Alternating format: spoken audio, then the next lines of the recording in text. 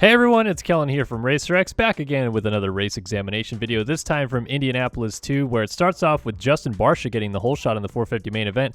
And I kind of wanted to just watch this whole first couple corner sequence here, because Ken Roczen sizes up a pass on Barcia here for a couple corners and immediately pounces on the opportunity. We've been talking about Roczen being a little bit more patient most of the first couple rounds, but this one he pretty much immediately jumps on Barcia, and then Barcia tries to counter back into this next corner with the little inside move, and Roczen swings way outside. Now, late in the race, Tomac, he's going to make some passes. He's going to pass Aaron Plessinger by squaring off in this corner and going around the outside of him, and then pass his teammate Adam Cianciarulo in the same exact corner by going up the inside a little bit later. And Tomac actually in the post-race press conference when he was talking about his battle with Justin Barcia had this to say. Listen in. I felt like the two good passing places were probably after the finish line and then after that triple.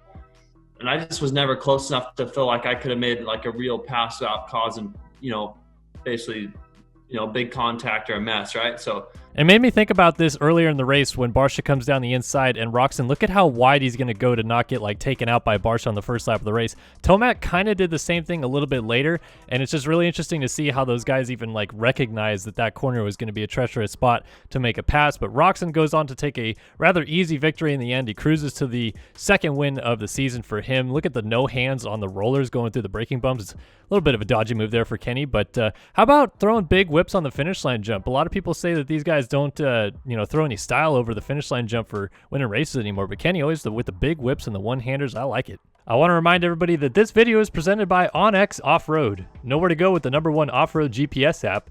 Access 400,000 plus miles of trails and roads, open dates, and public lands.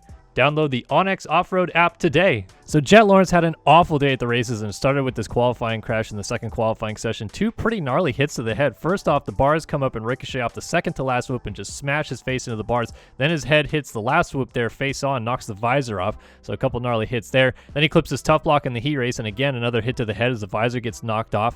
And then the Alpine Stars guys are like, what's wrong? And he's like, well, my shoulder hurts. And so then he starts the LCQ from the far outside, almost clips his tough block out here, but then gets a great start around everybody and just kind of controls the line into the first turn. And this is really valiant effort here by Lawrence to try to go through out of this LCQ. He wins the LCQ, tries to race the main with his shoulder just completely in shambles, but then has to pull out on the gate in the main event. Bit of a bummer too, because he was obviously a title contender, and now that puts him way behind the 8-ball if he comes back healthy at the next round. So in the main event, Micah Mosiman grabbed the whole shot, which was interesting because the Star Yamahas were basically ripping starts all day long up to that point. But we'll get back to Mosiman in a second, because I wanted to highlight this first turn crash with everybody towards the back of the pack. Shimoda down, Max Miller, John Short, Josh Osby, and Miller getting kind of just ran over here by Shimoda, and Shimoda nose picks and goes over the bars here. But when you see Miller get up here, you're going to see him leap in the air and grab his lower back. I think that's because he got ran over in the lower back by Shimoda. And then when Mosiman coming up behind Miller to lap him, and Miller, I should say, rolls up the windows in the rhythm lane, he gets again hit in the lower back hip area. So he's just kind of getting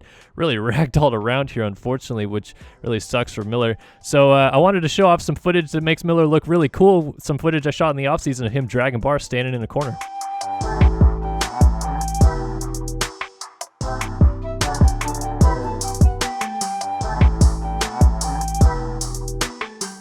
So with Mosiman getting held up there a little bit by Miller, it was Nichols who skirted by and eventually took the race victory, but a little bit of confusion at the end of the race because he never got the white flag. Apparently the AMA gave the white flag to Craig, who was in second in the race at the time, and even Nichols looks back and is like, okay, so is the race actually over, or should I keep going here? A little bit of an odd situation. Anyway, Nichols' third win on the trot, retains the red plate by himself, and we're moving on to Indy 3 this weekend.